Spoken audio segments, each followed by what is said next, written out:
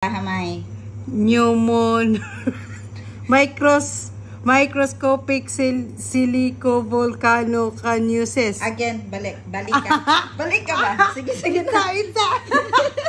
Sige, go. Yan natin. Again. Basa Hamay.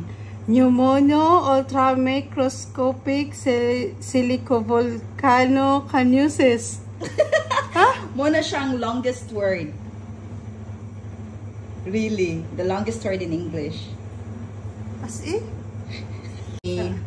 Pneumono-ultramicroscopic silicovolcanoconiosis. Ikaw. Lisura mo dali eh. Sige.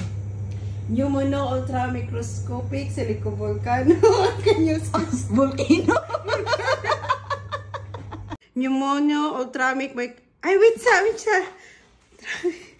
Pneumono-ultramicroscopic silicovolcanoconiosis. Oh, sige, without looking. Ay,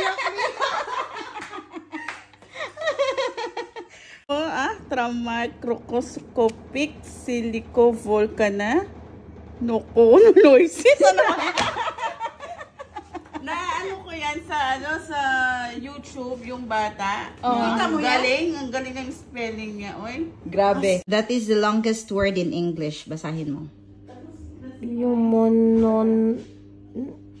Again.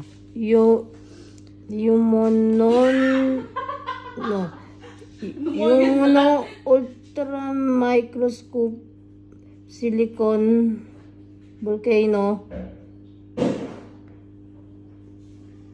coniosis. Yes.